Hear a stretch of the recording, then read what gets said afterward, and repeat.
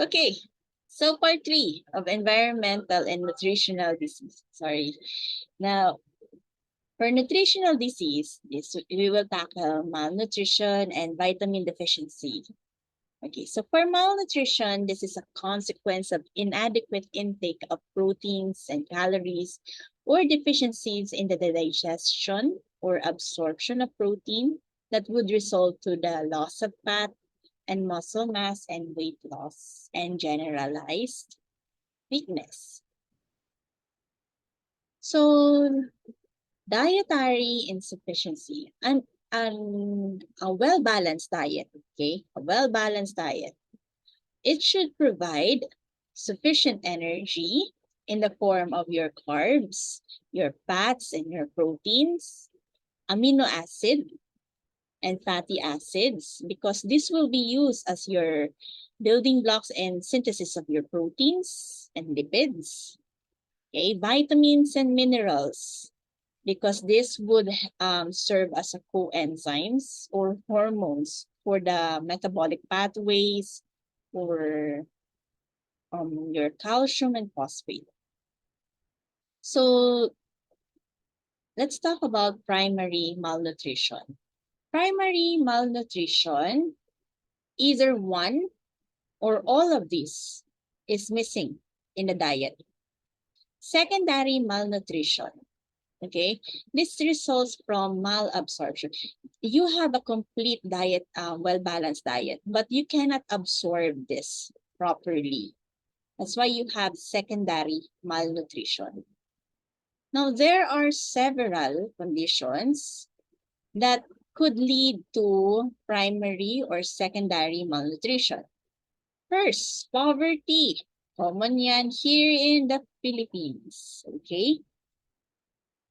Next, acute and chronic illnesses. Okay? So, um, the basal metabolic rate, okay, of a patient, okay, a patient who has acute or chronic illness, rises during the episodes of illnesses. Okay. One of the most common example of your chronic illnesses would be AIDS and advanced cancers. Okay. Next is chronic alcoholism. So an alcoholic person suffers from malnutrition, especially from B vitamins, okay, and vitamin A and folic acid. This is due to poor diet and defective gastrointestinal absorption. Next is ignorance and the failure of diet supplementation. So, what do you mean by ignorance and failure of diet supplementation? Okay, so ignorance means you fail to recognize that there are certain people like infants, adolescent, and pregnant women have increased nutritional needs. For example, for infants, okay, they need iron supplements, but especially if you have stopped breastfeeding and give this infant an artificial milk, or people who are very far in the ocean, okay, they need iodine in their food. Okay. Next, self-imposed dietary restriction. This is where anorexia and bulimia would come in, and I will discuss it later. Then other causes of malnutrition would include gastrointestinal disease, malabsorption syndrome, genetic disease, specific drug therapies that would block some particular nutrients, and inadequate total parenteral nutrition.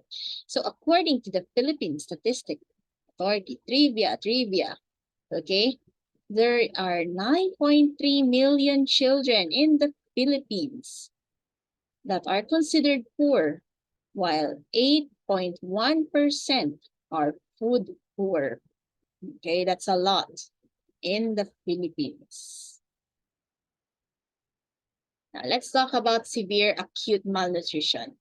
The World Health Organization, okay, defines severe acute malnutrition as a child who has a weight for height ratio that is below 3 standards deviation. Okay, so this is the chart, the Z-score chart that the pediatricians use. So this black line is a standard deviation. If you are below this, 1, -1, -2, -3, and below here, then you belong to the SAM, or severe acute malnutrition. So this is previously called protein energy malnutrition, or PEM. But right now we are using severe acute malnutrition. Okay. So there are two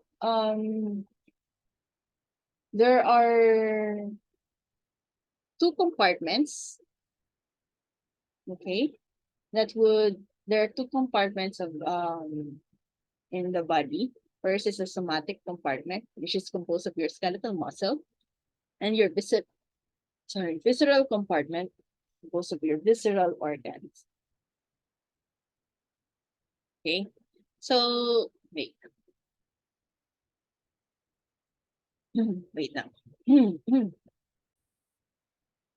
So for the somatic compartment, okay, this is the one that is more affected in kwashiorkor, while the next one would be for your marasmus, your visceral compartment. Okay, the diagnosis for SAM. If the patient is severe, obvious na yun. Obvious siya, severe form. But what if it's in mild or moderate form? There are several diagnostic tests that you can use for this patient. Okay, first is the first approach is to compare the body weight for a given height against the standard tables. Other helpful parameters would be the fat store, muscle mass, and levels of certain serum proteins. when you're going to measure the fat store, you should use the skin fold thickness. Okay? And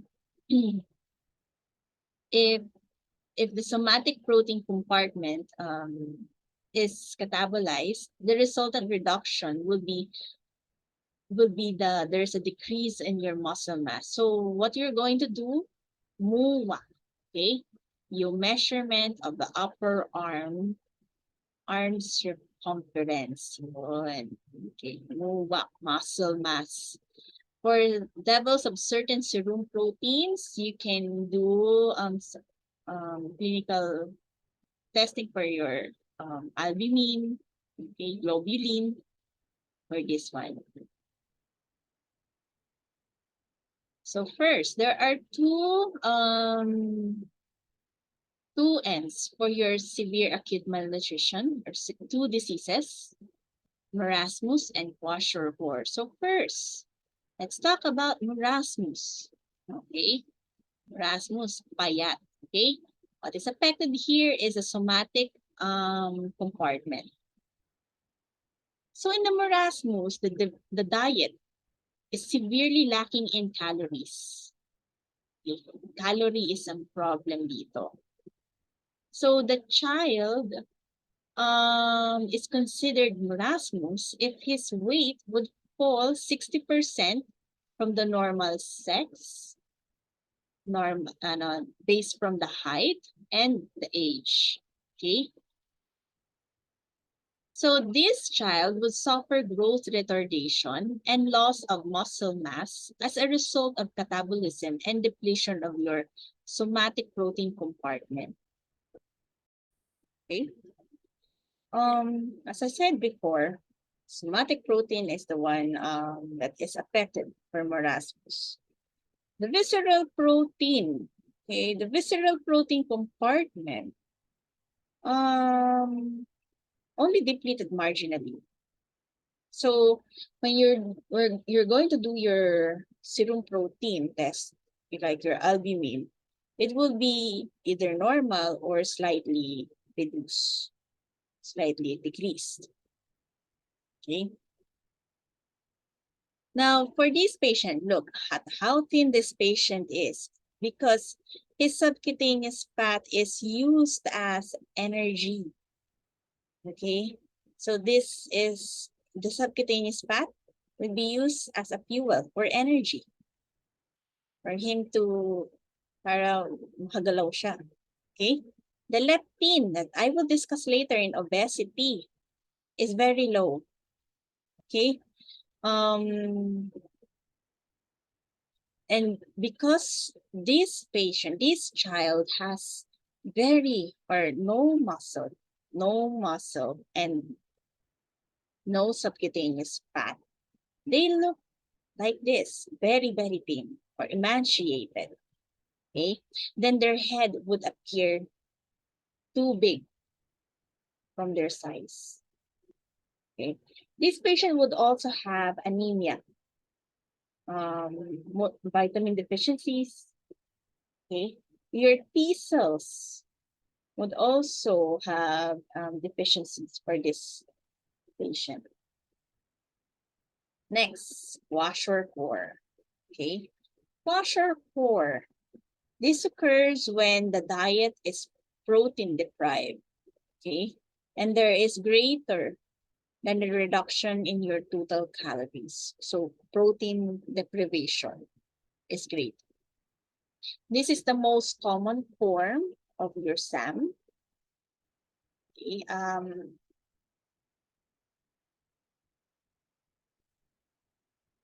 so in kwashiorkor, there is marked protein deprivation, as I said before. There is a severe loss of your visceral protein. So kanina, marasmus, somatic, now visceral protein. So if you have visceral protein deprivation, you will have decrease your albumin is markedly decreased. So if you have hypoalbuminemia, your patient is expectedly to be edematous. Okay, so however, because they are edematous, you won't know the true loss of weight of this patient because it is masked by the edema. Okay, so there is relatively sparing of your fats and muscle. Okay, so the loss you cannot really examine or get the true loss of your muscle and your fat because this is also masked by your edema.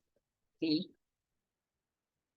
So they have this characteristic lesion of alternating zones in the skin, alternating zone of hyper and hypopigmentation and sometimes disquamation. This is not see. This one is taken from Robbins. You cannot really see the alternating pigmentation or what the Robbins has called flaky paint appearance. Okay. Um, the hair. Okay, the hair changes. There is alternating bands of pale and darker color. So if you go to um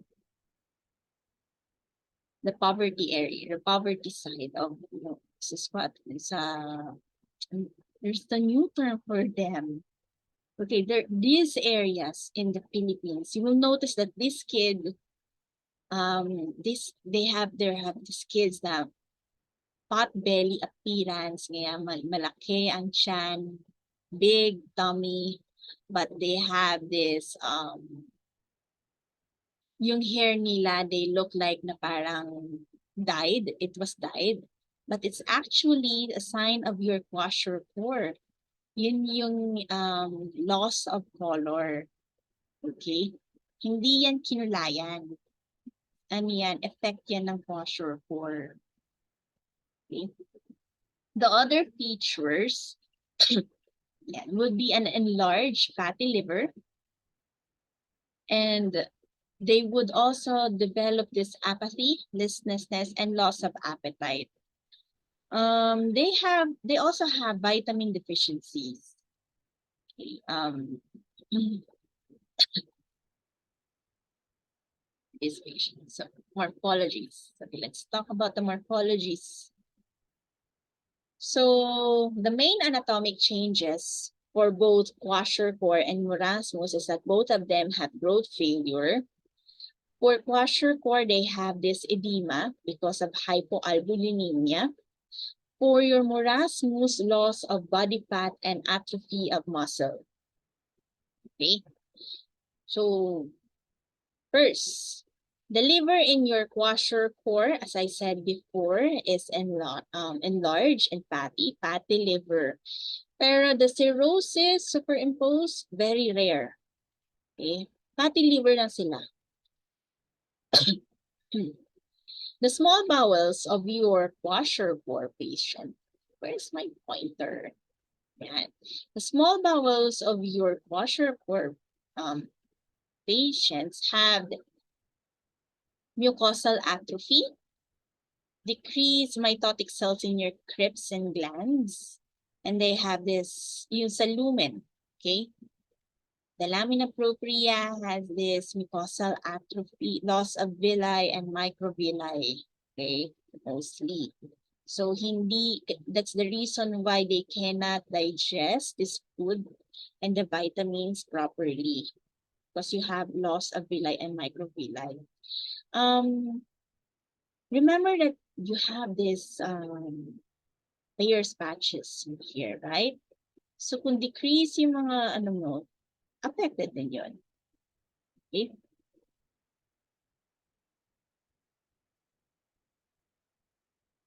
So because of loss of villi and your microvilli, you also cannot digest your disaccharidase. That's why patient has disaccharidase deficiencies. The best example would be lactose intolerance. Okay, so that's why kwashiorkor patients cannot tolerate milk. Okay, so however, if you continue the treatment for this patient, habang tumatagal, the patient can tolerate because magre-regenerate ito. Loss of villi and atrophy. Okay. Reversible naman ito. Reversible state. The bone marrow for both kwashiorkor and marasmus may be hypoplastic. That's why when you do the PBS, you will see mild to moderate anemia. And they will also have this, since they have this anemia, levels of your iron, folate, and protein would be decreased. Okay, and since hypoplastic, your granulocytes are also suppressed. Kaya immunocompromised sila. The brains of the infant would have severe atrophy. Okay, especially infants who have SAM during the first 2 years of his life. Okay, they would have cerebral atrophy, reduced numbers of neurons, and impaired myelinization of your white matter. Other changes, thymic and lymphoid atrophy. So what happens? Your lymphocytes are decreased. That's why I said they are immunocompromised. So wala ka na sa bone marrow, you don't have your thymic and lymphoid issues. This is where your B cells and T cells are found, right? Anatomic alteration that is induced by your intercurrent infections, especially if they have recurrent parasitic infections, okay? Deficiencies of other nutrients such as iodine and vitamins. Okay, not only in poverty, there's also malnutrition in upper income world, okay? Yung mga first world country, maraming pera. Majority of this patient who experience malnutrition are the chronically ill, older, and bedridden patient. So the most obvious signs for this patient would be the depletion of the subcutaneous fats in their arms, chest walls, shoulder or metacarpal region, wasting in their quadriceps and deltoid muscles, ankle or sacral edema. Okay. Now, cachexia, this is the most common complication ng AIDS or advanced cancer. Next, anorexia nervosa and bulimia. Okay. So, anorexia or anorexia nervosa, this is self-induced starvation that results for marked weight loss. Anorexia has a highest death rate and psychiatric disorder. The manifestations for your anorexia is similar to those in SAM. Okay, the clinical findings. In addition, okay, they also have amenorrhea because of the decreased secretion of your gonadotropin releasing hormone. They also have decreased thyroid hormone release. So the manifestation, the clinical manifestation for them would be cold intolerance, bradycardia, constipation, changes in skin and hair. Next, they could also have dehydration and electrolyte imbalance. There is also this peculiar deposition of your mucinous matrix material in the bone marrow. This is what we call gelatinous transformation. Since the bone density for this patient is decreased, and your gonadotropin releasing hormones is also decreased, this patient has this postmenopausal osteoporosis-like symptoms. So, fragile ang mga bones nila.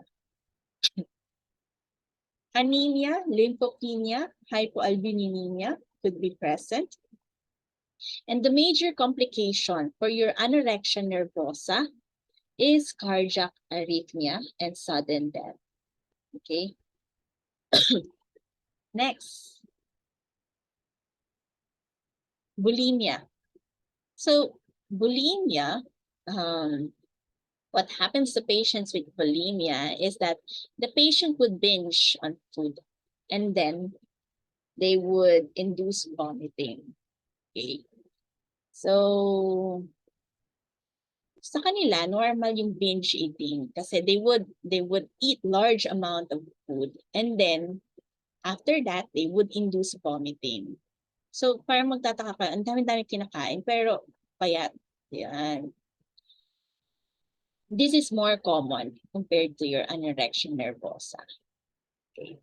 The menstrual irregularities are common, but compared to the amenorrhea in anorexia nervosa, this only happens in less than 50% ng mga patient. So the major medical complications related to sa frequent vomiting and chronic, and kung hindi man sila magva-vomit, they would use laxatives. Okay. So what happens? They would have this electrolyte imbalance, especially hypokalemia. So pag hypokalemia, pwedeng magkaroon ng patient ng cardiac arrhythmia. Next, pulmonary aspiration of the gastric content. And dahil nga, lagi silang nagvo-vomit, they could develop esophageal, they could injure the esophagus, okay, and the gastric lining. And sometimes this could lead to esophageal and gastric rupture. Okay? Another sign, pag lagi silang nagva-vomit, you can see scars on their knuckles.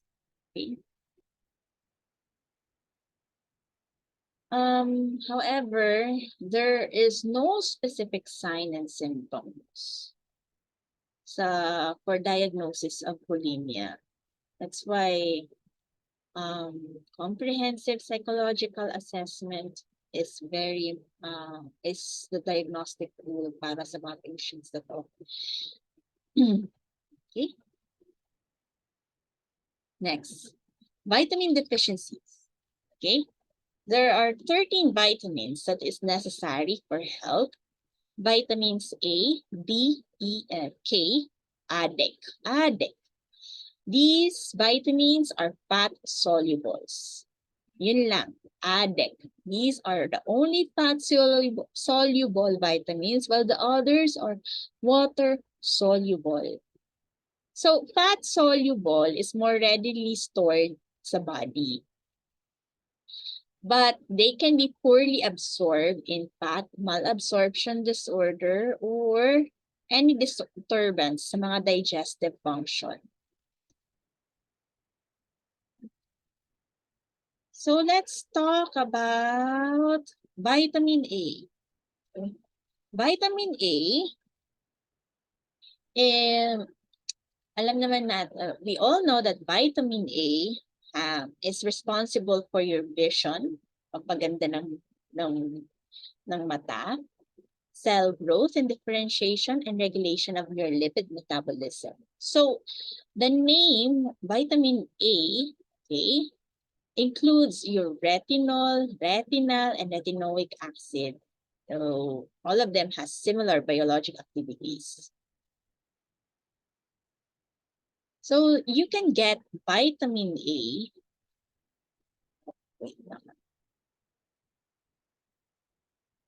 you can get vitamin A directly from your meat, okay, like liver, fish, egg, meat, milk, and butter, okay.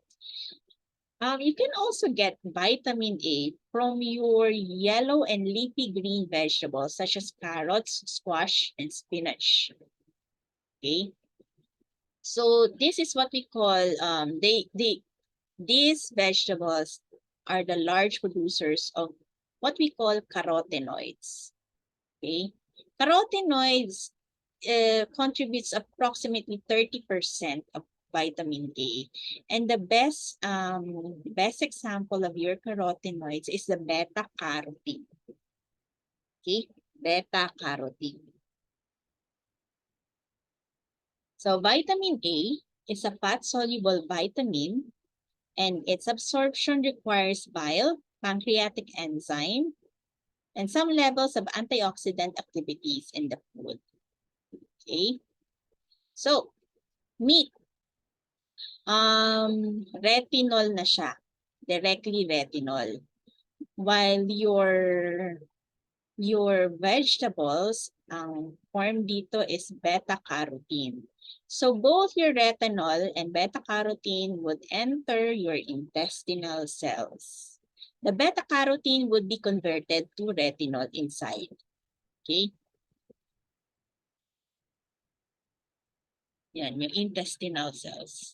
So once they are converted to retinol, now these retinol would be transported via the chylomicron, their vehicle, okay? Kailangan nila yung vehicle from intestine to liver. They need the vehicle. So their vehicle is this chylomicron, and in there and through that they will be taken inside in your liver for esterification and storage. Okay? More than 90% of your vitamin A is stored in the liver, especially in the perisinusoidal stellate or ETO cells. So how do they enter? Because they need the receptor, yung apolipoprotein E. Okay, so parang knock, through the apolipoprotein E enters the liver, and then 90% will be stored in the ETO cells. So if the person wants to use this, okay,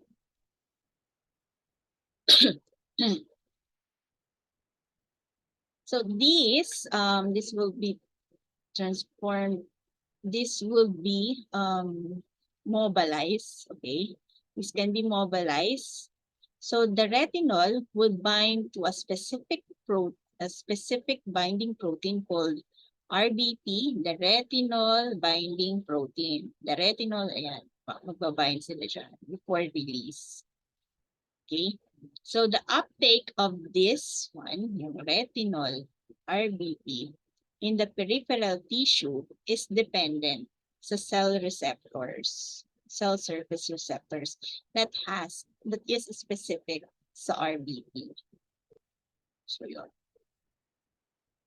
So what are the functions? Okay, first, di muna tayo mag-ophthalmology muna tayo. Let's tackle ophthalmology first. Maintenance of your normal vision. Okay, so inside your eye, there's this rods and cones, right? So you have rhodopsins for your rod. Okay. Now, this is the most light sensitive pigment, and it is important for reduced light. Okay. And sa rods ninyo, there's also, and you also need 3-iodopsin. This is found in cone cells. This is responsible for specific color and bright light. Okay, so yan, rods and cones. So synthesis of rhodopsin from retinol would involve, number 1, oxidation of your all-trans retinal, then isomerization to your F11-cis retinal, and covalent association with 7 transmembrane rod protein opsin to form rhodopsin. Okay? So, okay. Okay, so what happens? Okay, if there is a photon, if there is light, yan, okay, nakaroon ng light. Usually, 11-cis retinal,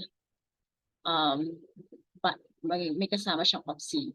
But if there is light, this rhodopsin would dissociate. Matatanggal siya. Okay? So, matitira na lang si opsin. Now, this opsin would undergo a conformational change.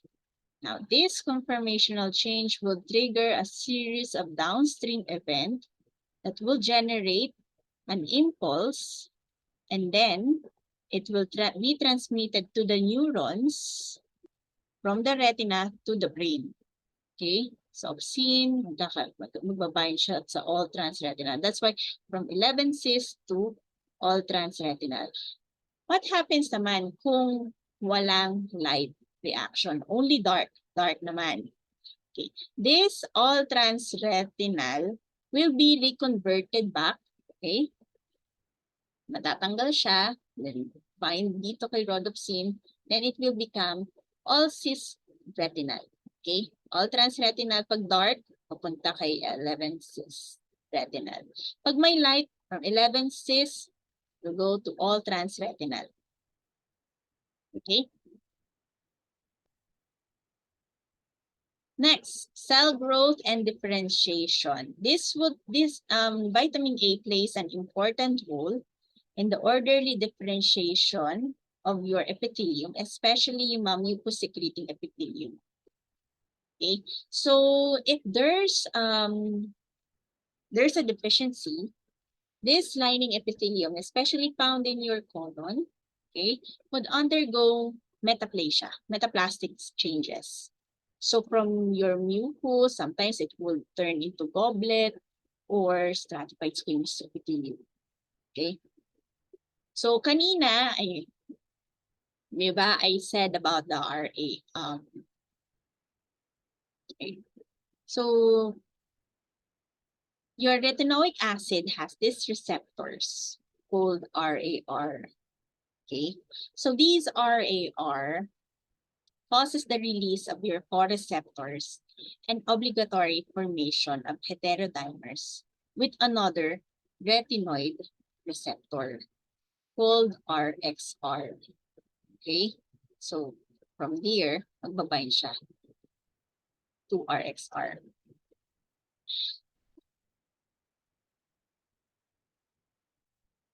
Mhm.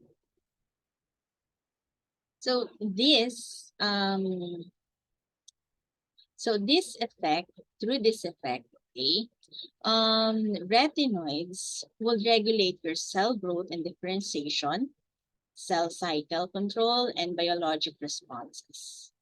Now, the all-trans retinoic acid has the highest affinity for your RAR. So this is the one responsible for orderly growth and differentiation. Okay. Next is the metabolic, another function is your metabolic effects of retinoid. Okay. So yung RXR ulit, RXR, it is believed to be activated by your 9-cis-retinoic acid. Okay. And and this would form, this RXR would bind to another receptor, nuclear receptor, okay, in the nucleus. So this binding of RXR to another nucleus called peroxisome proliferative receptors, or PPAR. Okay, RXR will bind here. So PPAR is the key regulator for your lipid metabolism. Okay? Kaya, ano siya, very important. Next, enhancing immunity to infection. Okay? This is probably derived from its ability to stimulate immune system through though the pathophysiology is still unclear. Now, as we all know, okay, so girls who likes to go to derma, vitamin A is used to treat severe acne and sometimes certain forms of psoriasis. Vitamin A is also used as a treatment for your acute promyelocytic leukemia. What happens if there is deficiency of your vitamin A? Now, this is a consequence of primary malnutrition. Kung secondary naman, malabsorption of fats. Or, kung malabsorption, the patient could have celiac disease, yung Crohn's, colitis, bariatric surgery, older patients, and continuous use of mineral oils as laxative. Okay? Remember, secondary form, kompleto yung diet nyo, but you cannot absorb them properly. So, earlier, as I said, vitamin A has a big function on your vision. So if you have vitamin A deficiency, the earliest manifestation would be night blindness. That's the earliest. If there is persistence of your vitamin A deficiency, this would lead to epithelial metaplasia and keratinization. Okay, then the most devastating changes would be xerophthalmia or dry eye. Okay, so first, pag severe na, first there will be dryness ng conjunctiva. Then will be followed by buildup of this keratin debris in small opaque plaques like this one. This is called Bitot spot. Okay, that's what happens to the eye.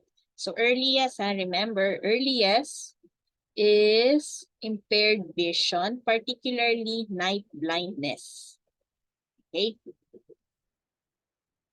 Next, not only in the eyes, there's also an effect in your yung lacrimal glands. Okay.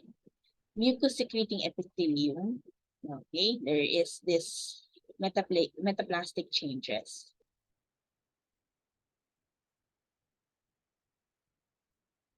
So, lining epithelium, okay?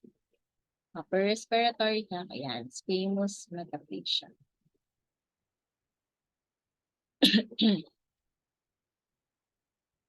There is also hyperplasia and hyperkeratinization of the epidermis and plugging of the ducts of the adnexal glands. Then another effect of your vitamin deficiency would be immune deficiency. So what happens if you have vitamin A toxicity? Okay. This is a consequence of acute hypervitaminosis A. Okay.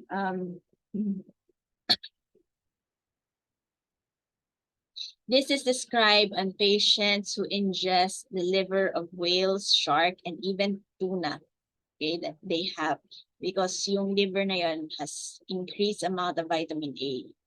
So for acute vitamin A toxicity, the patient would exhibit headache, dizziness, vomiting, stupor, blurred vision, symptoms that may be confused with those of the brain tumor or what we call pseudotumor cerebri. For chronic naman, okay, this is associated with weight loss, anorexia, nausea and vomiting, bone and joint pain. Okay. As we all know, the use of vitamin A, okay, especially in pregnant women, is a big no-no. That's why pregnant patient should not go to the derma if they're kung pregnant kasi yung mga reagents that are used to treat to clean your face has retinoic acid, and retinoic acid has this teratogenic effect to the unborn, to the fetus. Okay, next, vitamin D. So vitamin D, where do we get vitamin D? We get vitamin D from the sun, okay, or any artificial UV light. So the reaction from this UV light that when it comes into contact with our skin, okay, this would result into production of your cholecalciferol, or also known as vitamin D3. This vitamin D3 is that is the end product of what we all know as vitamin D. So vitamin D, or also known as vitamin D3. Okay. So what are the other dark-skinned individuals has low levels of vitamin D. Okay, they produce low levels of vitamin D because of the melanin in their skin. So where can we get vitamin D other than the sunlight? Okay, we can get vitamin D from deep sea fish, plants, and grains. Okay. So in plants, yeah. So in plants, vegetables, the precursor form of your vitamin D is called ergosterol. Okay, that is converted to vitamin D inside the body. So the main steps for your vitamin D are as follows. So first, okay, sabi nga, yung 7-deoxyhydrocholesterol, okay, with the help of your solar or sun and UV, this will be converted into free D3, or the vitamin D in your skin, okay? Or from your dietary sources. Okay. So first, the photochemical synthesis of this would be absorbed. Okay. So they would then bind to DBP. Okay, this vitamin D would bind to DBP, and then they will be transported into your liver. And once they are in the liver, they are then transported, they are then metabolized or transformed in 25-OHD with the help of your CYP, okay? Or 25 hydroxylase enzyme. CYP and 25 hydroxylase in the liver, then this will transfer your vitamin D into 25 OHD. And then from your 25 OHD, it will then form into yan, 125 dihydroxy vitamin D with the help of your 1-OH or this enzyme that is found 1-alpha hydroxylase that is found in your kidney. Now, this end product is the most active form of your kidney. Of your vitamin D. Sorry. Okay, this is the most active form. Ito yung nag-a-act on the different sides of your body. Okay. So this end product has 3 mechanisms. Okay. First is the hypocalcemia would stimulate the secretion of your parathyroid hormone. Okay, so if there's decreased calcium, there will be secretion of your PTH, which then augments the conversion of your 25-OHD to this end product. Okay, thus by regulating your alpha-1 hydroxylase. Okay, so next, hypophosphatemia or decreased phosphate. This would also upregulate this enzyme.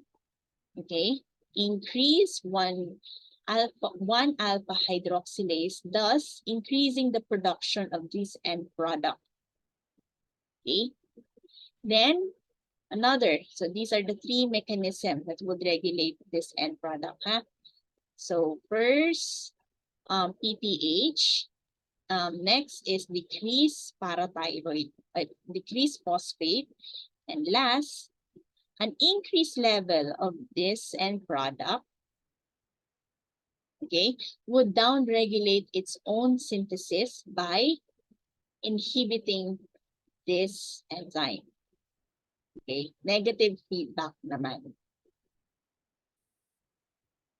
So what are the functions of your vitamin D? Now, vitamin D would bind to high affinity nuclear receptors that would associate with your RXR. This is found in vitamin A. Okay.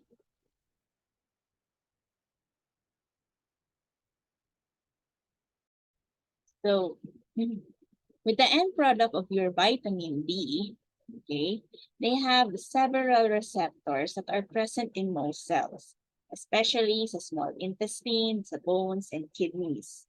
Now, those receptors would regulate your levels of calcium and phosphorus.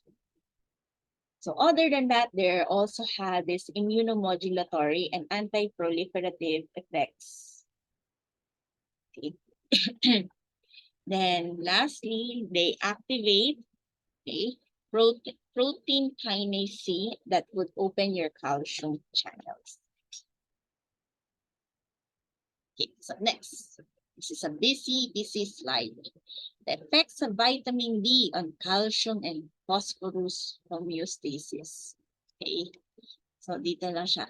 First is stimulation of intestinal calcium absorption. As I said before, there is a receptors for that end product, siyang haba ng name, that end product of your vitamin D in the intestine. Now, this would stimulate intestinal absorption of your calcium, especially in the duodenum. Okay? So, yung interaction ng receptor ng vitamin D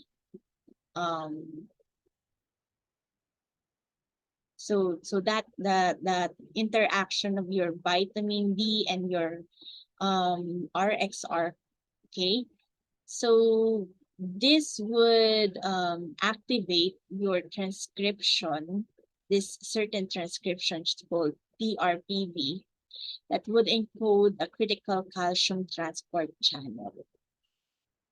Next is tapos na tayo kay intestine. Then let's go to the kidneys. For reabsorption of calcium in the kidney, okay, the end product of your vitamin, that vitamin D, would increase the calcium influx, especially in the distal tubules of the kidney. Okay? So dito, the transcription kanina TRPV6 sa intestine, sa kidneys TRPV5. Okay? This also, yung transcription na yon, would also regulate your PTH pag may hypocalcemia. So, next, interaction of your vitamin with your PTH in regulation of your blood calcium. So, your vitamin D, they maintain the supersaturated levels of your calcium and phosphorus. So the parathyroid gland has a calcium receptors, okay, that would sense a change in the calcium receptors, calcium levels in the blood, okay, si parathyroid. Okay.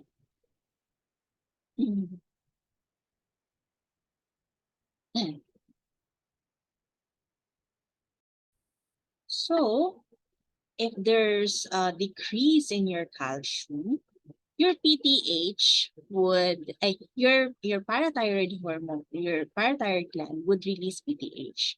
So together with your vitamin D and PTH also has this effect on bones, okay? So they would enhance the expression of your rankle, is found on your osteoblast, okay? They would activate and enhance the maturation of your osteoclast, thus releasing calcium from the bone and into the blood. Okay? So yun. So the function of your PTH and your vitamin D in the bone.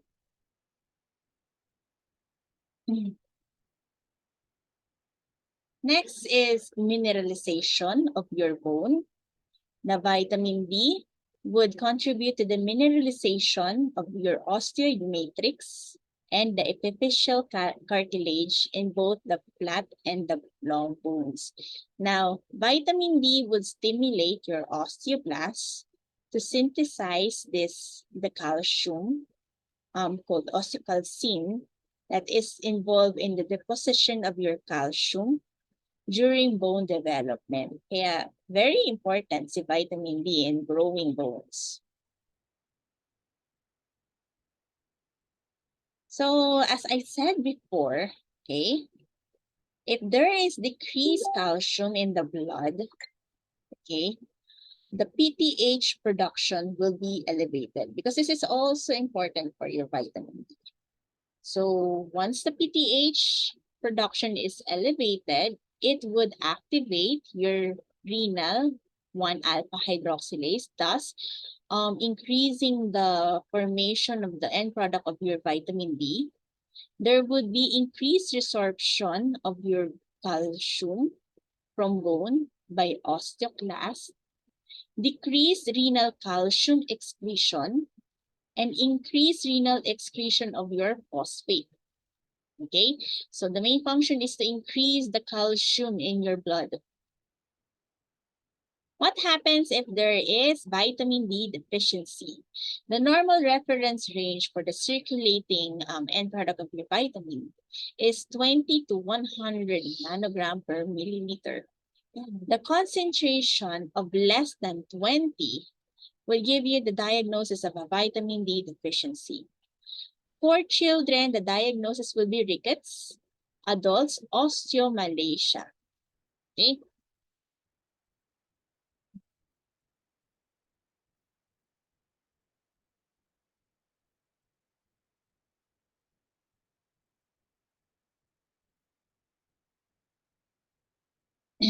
So what happens? Okay, in vitamin D deficiency, there is an excess of your unmineralized matrix.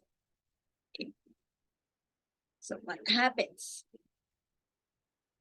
Your epiphyseal cartilage, yeah, the one in here, the epiphyseal cartilage, there will be an increased growth of your epiphyseal cartilage. This is due to the inadequate provisional calcification and failure of the cartilage cells to mature and disintegrate. Okay. There is also persistent, distorted, irregular masses of cartilage. Okay. Usually, your cartilage are formed in palisading appearance. Okay, palisading. But when you have this vitamin D deficiency, your cartilage would be distorted. There will be overgrowth of your cartilage, okay? And then this cartilage will project into the marrow cavity in here. Next, the position of your osteoid matrix or inadequately mineralized cartilaginous remnants. So your osteoid matrix or your bony fragments, the fragments of the bone, would encroach into your cartilage, the remnants of the cartilage in here. Okay. Then there is disruption of the orderly replacement of cartilage by osteoid matrix with enlargement and lateral expansion of the osteochondral junction.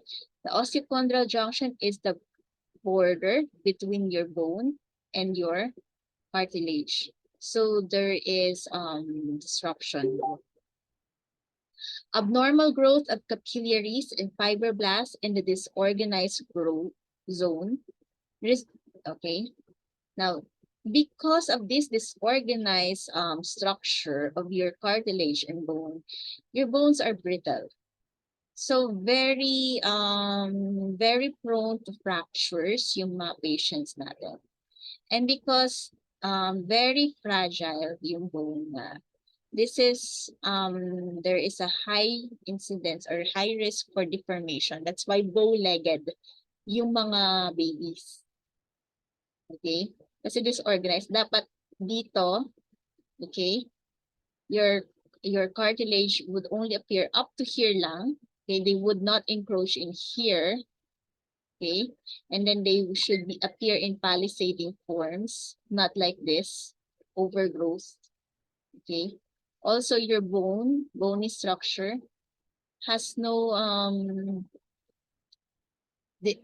has no order yung growth nila. Okay, they're not arranged in orderly appearance. So other gross changes would be craniotabes. Okay, this one, yeah, craniotabes. So what happens is that the occipital bones of the baby is softened and they can be flattened. Okay, so they will buckle inward with pressure, and once you release this pressure, the bones will recoil, snap, will go back to their place. Okay, so that's craniotabes. Next is frontal bossing and squared appearance of the head. This is due to the excess osteoid production. Next is the rachitic rosary. Yan. Yan yung rachitic rosary appearance. Okay, this is due to the overgrowth of cartilage at the costochondral junction. Okay, and because they have this weak metaphyseal areas around at the ribs, so when they when the respiratory muscles are pulled, so when they're pulled, it will bend backward or bend inward, thus creating this anterior protrusion of your sternum that um, is not shown in here. That is what we call pigeon breast deformity. Another is lumbar lordosis and bowing of the legs. Okay. And for adults, osteomalacia. Okay. So yung normal bone remodeling, you know, lifetime na siya. Okay.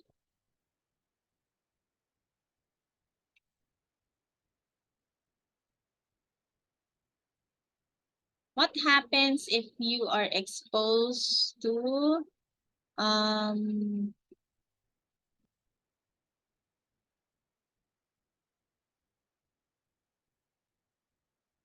wait, wait lang ha. Hmm. So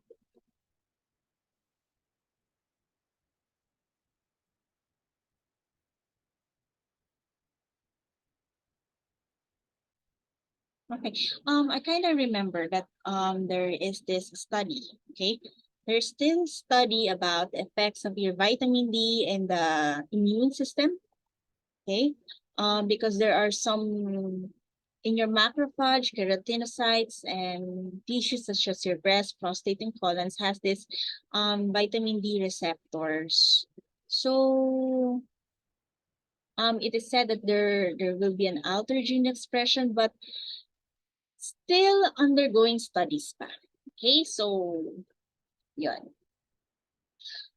So I did not include that, yung non-skeletal effects that vitamin D that is said by Robbins. Okay, vitamin D toxicity, this is due to prolonged exposure to normal sunlight. Prolonged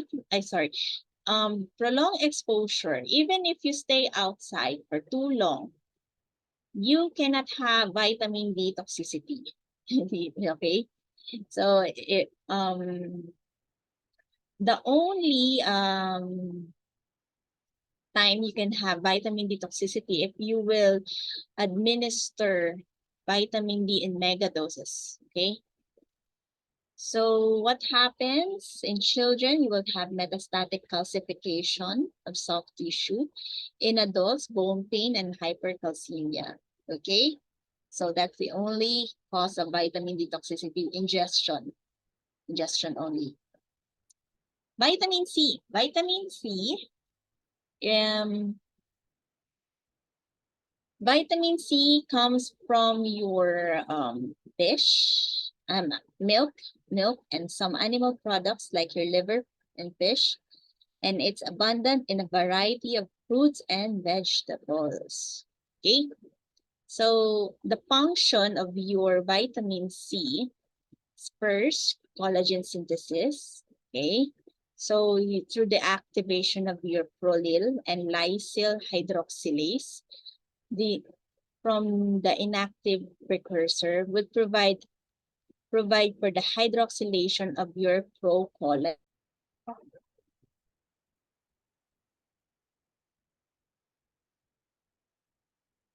Sorry. Um,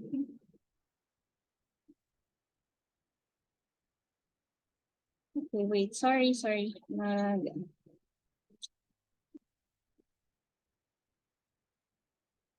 And sorry, I think I got disconnected.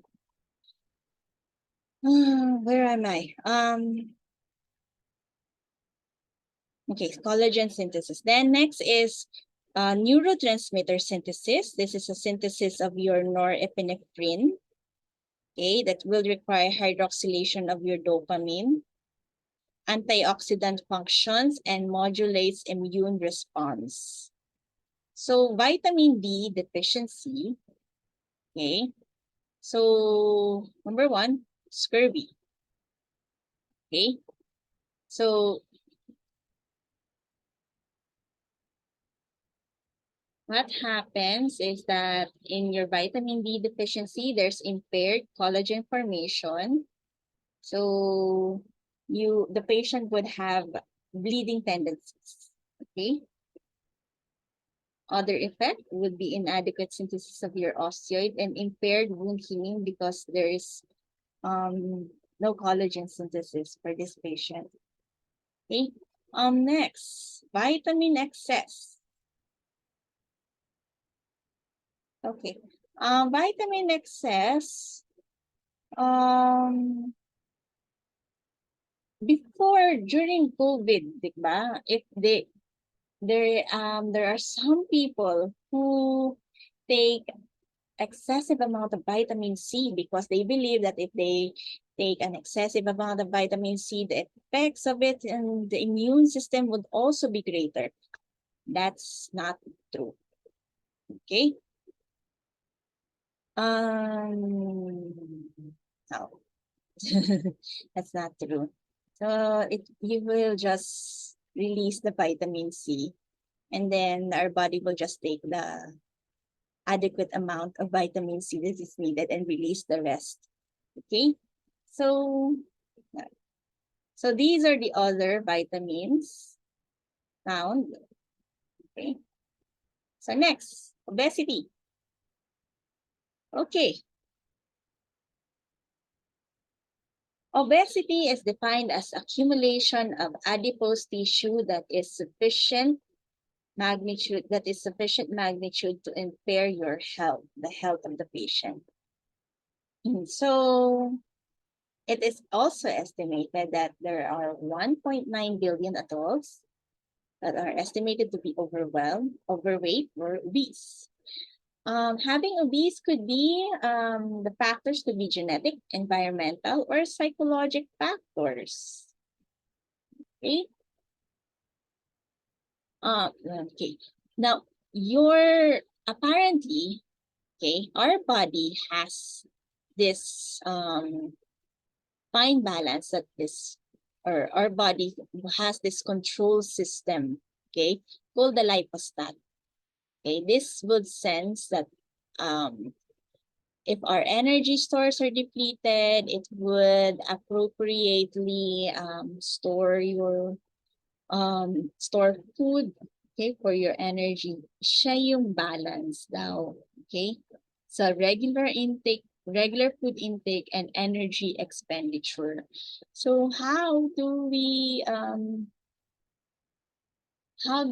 measure yung obesity? We use BMI, or body mass index, okay? BMI is calculated in weight per kilogram. Okay? So if the BMI, the normal person ranges from 18.5 up to 24.29. That's normal. Overweight ka na kung 25 to 29 or 30, then obese is 30 to 34.9. Okay? So the neurohumoral mechanism that would regulate your energy balance can be subdivided into three components: the peripheral, the central, and yung efferent system. Okay? So the peripheral is composed of your leptin from your fat cells, ghrelin from your stomach, peptide or PYY, and glucagon-like peptide 1 from your ileum and colon, and insulin from your pancreas. While the central yung nasa brain. Okay, inside your brain, especially in the arcuate nucleus of your hypothalamus, they need this first and second order of your neurons.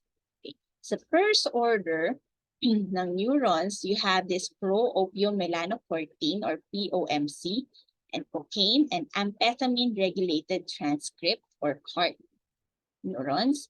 Then you also have this neuron containing neuropeptide Y and a Gauty-related peptide. For the second pair, neurons that bear melanocortin receptors, or MC3, 4R, and neurons that bear Y1 and Y5. Okay. Next, last, yung efferent system. Okay? So this consists of signals that are generated by second-order neuron and is organized along two pathways, yung catabolic and anabolic pathway. Okay? So let's discuss.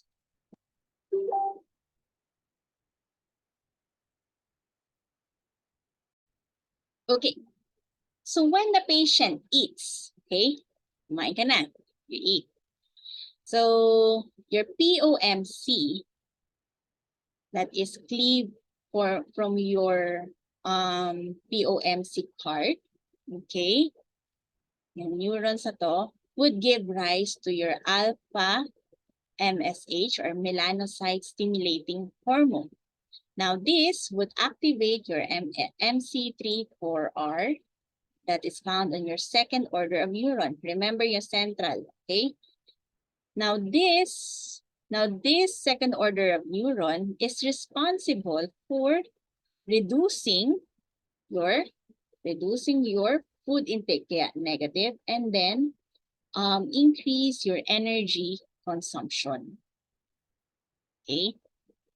By producing this one, okay, yung brain-derived neurotrophic factor, thyroid-releasing hormone, and corticotropin-releasing hormone.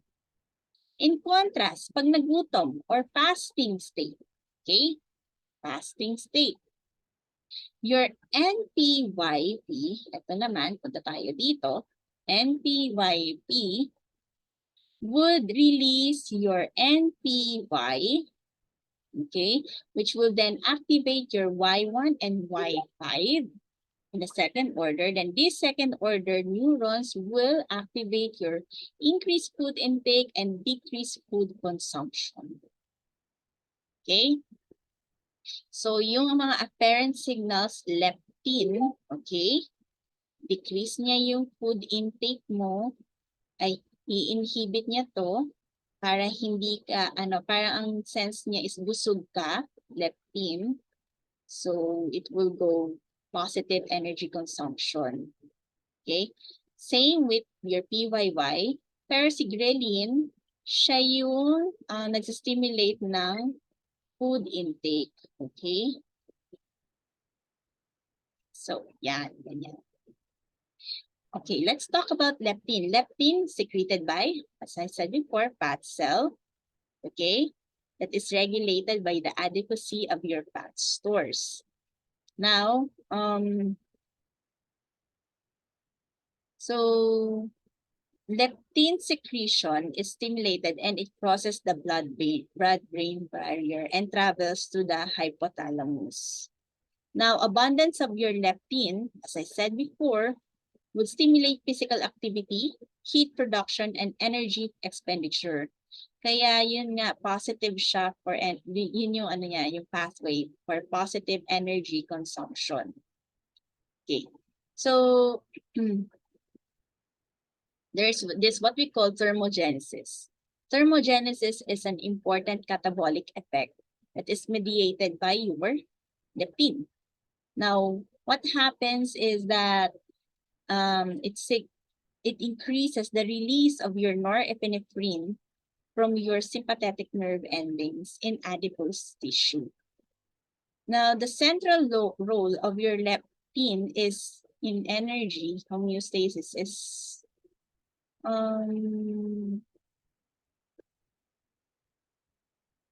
parang underscored sa mga studies, okay? It is not true that if you have if you're obese and then they will give you, yun yung study says, and that's stated by Robbins. Okay, sorry, someone called. Where am I? That if you are obese and if you inject a lot of leptin in your body, your body would undergo this catabolic response and then you will lose weight. That's not true. It is also found in their studies that are conducted that in obese patient, these leptin leptin has a may resistance sa leptin. That's why it's not working. Your catabolic response is not working. Okay, so next, adiponectin. Okay, adiponectin is a fat-burning molecule. Okay? May magandang name sa kanya eh. Guardian angel against adiposity. Against obesity. Adiponectin is a guardian angel for your obesity. So other name is fat burning molecule because this stimulates fatty acid oxidation in your skeletal muscle, thereby reducing fatty acid levels. Okay, so these are sensed by your microglial cells, and they would release these inflammatory factors that appear to act on your hypothalamic neurons to cause leptin resistance, thereby blunting the anti-adiposity signals. Okay.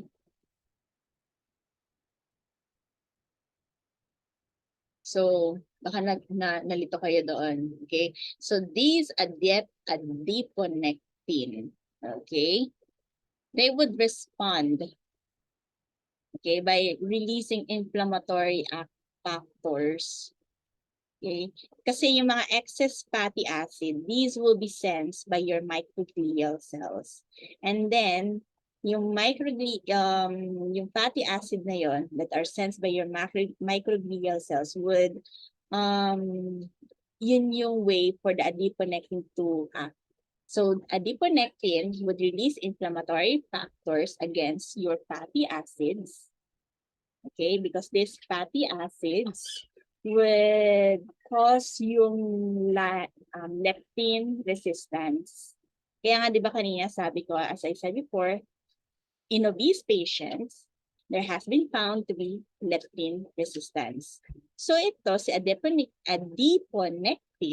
okay, sorry, they would release these inflammatory factors against your excess fatty acid. That's why they're guardian angels of against obesity. Adiponectin would also decrease the glucose production in the liver and increases your insulin sensitivity. Okay, so in addition, adiponectin has anti-inflammatory, anti-atherogenic, anti-proliferative, and cardioprotective effect. Okay.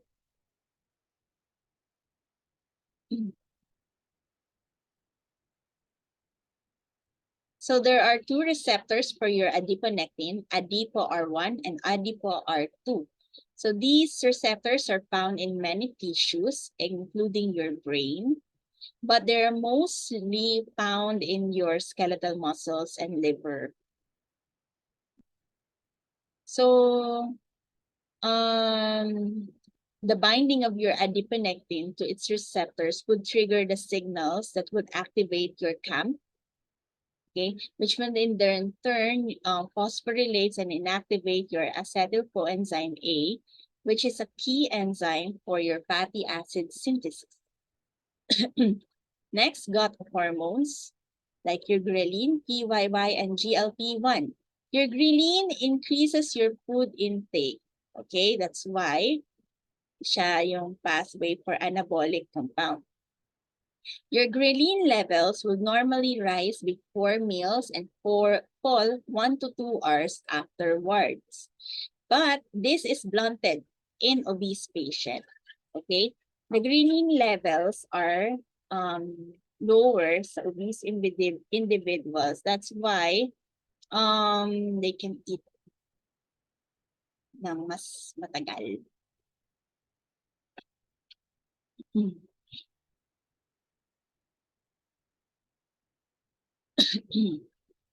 PYY and GLP-1 are secreted from your endocrine cells in the ileum and colon, and the plasma levels are low during fasting and increase shortly after food intake.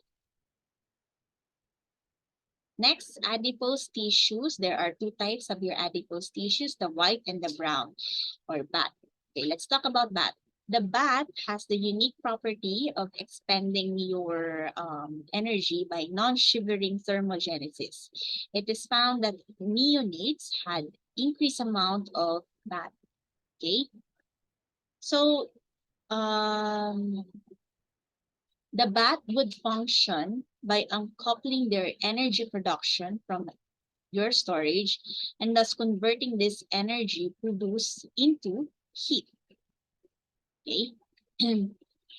Sabi nila that adults have lower levels of bat, but it is found that there are still bat in adults and especially adolescent. Okay? So these bat would be activated to burn energy. Next is yung white adipose tissue. They produce cytokines such as your tumor necrosis factor, interleukin-6, interleukin-1, and interleukin-18. They're also chemokines and steroid hormone. Now, the increase of your cytokines and chemokines would create a chronic pro-inflammatory state. That's why when you're going to do a test of C-reactive protein in obese patient, it is high because of your white adipose tissue. Because of this one, production of cytokines. So the role of your gut microbiome, mostly studies pa lang ito. Robin stated that yung mga the facts, the statements that are stated here are only observed in mice. Okay, it is suggested that the gut microbiome may be involved sa development ng obesity. The larger the microbiome they have, the more energy from food. They harvest more energy from food compared to that between mice. Okay, so mostly ano pa lang siya, studies. What are the clinical consequences of obesity? Okay, so many. First is especially yung mga clinical consequence of obesity happens with central obesity. Yun yung mga yung fat deposition sa trunk or sa stomach, okay, central. So this central obesity, this is yung pinaka-center ng disease called metabolic syndrome, okay? So yung metabolic syndrome is characterized by abnormalities ng glucose and lipid metabolism. Okay, so this is coupled with hypertension and evidence of systemic pro-inflammatory state. So it is said that obesity is associated with insulin resistance and hyperinsulinemia. Kaya this is a very important factor for your type 2 diabetes. Next, obese person generally have hypertriglyceridemia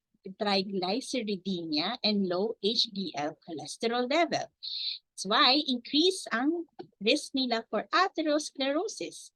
And if you have atherosclerosis, you have an increased risk for myocardial infarction and stroke. Next, non-alcoholic or NAFLD, okay? Your liver has fat, increased depositions of fat, okay? Kaya non-alcoholic fatty liver disease. Next is cholelithiasis, okay? 6 times more common sa mga obese. Obstructive sleep apnea, okay? And because you have obstructive sleep apnea, the patient could develop right-sided heart failure. Okay. So because of obesity, the patient could have degenerative joint disease or osteoarthritis because of the weight.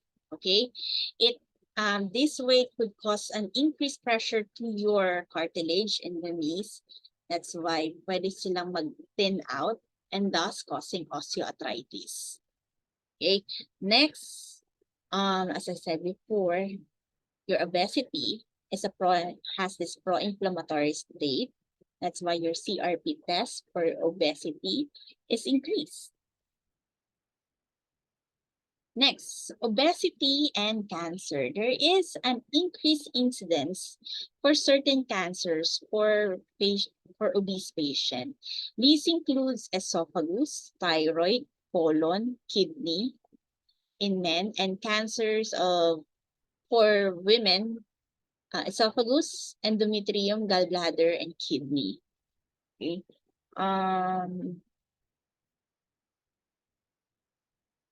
So the underlying mechanisms are still unknown. So these are probable, okay? One of this is elevated insulin levels. So insulin levels would lead to hyperinsulinemia. That hyperinsulinemia can cause a rise in the level of your insulin growth factor 1. And insulin growth factor 1 is would activate your RAS and P13K AKT pathways that would promote the growth of both of your normal and your neoplastic cells. Okay. So next is has this effect on your steroid hormone, unopposed estrogen. Okay, if you have unopposed estrogen, it would lead to hyperplasia of your endometrium. Thus, dahil nga unopposed hyperplasia, sometimes if they form a PTH, they would lead to endometrial cancer. Okay. Next, adiponectin is reduced. Yung guardian angel ng obesity is reduced. So, one function of your adiponectin is that it suppresses cell proliferation and promotes apoptosis. Okay, so kung nawala to, like your TP53, yun. Next is a pro-inflammatory state that was discussed previously. Next, diet and cancer. Oh, this was discussed previously on your neoplastic disease. Okay.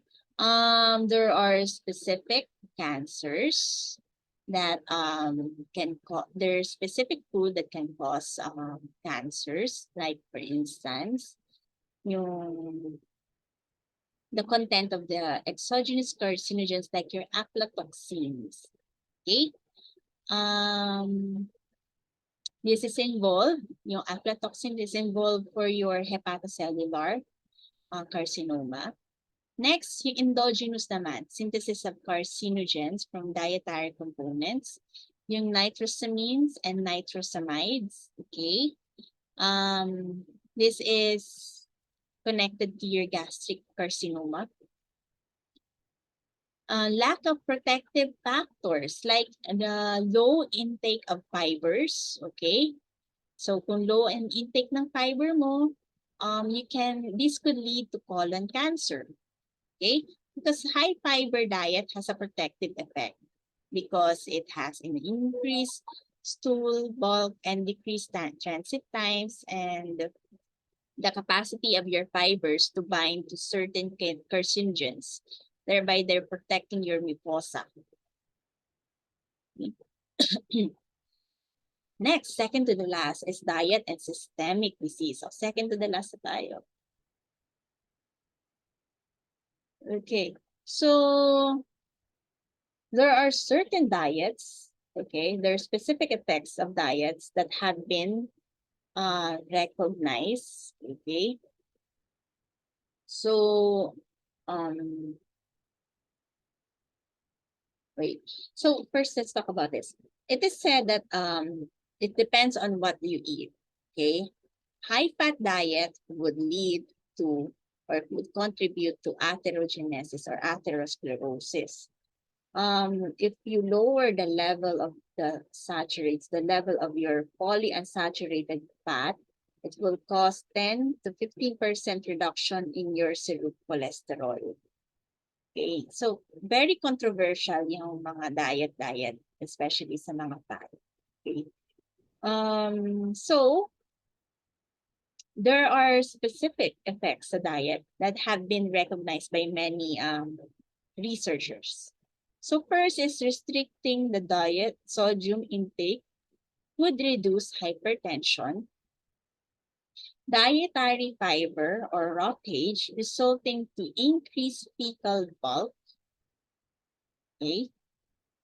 And then caloric restriction has been convincingly demonstrated to increase the lifespan in experimental animals. Okay, so I think that's it. Okay, thank you for listening. Good luck on your exam next week. And yeah.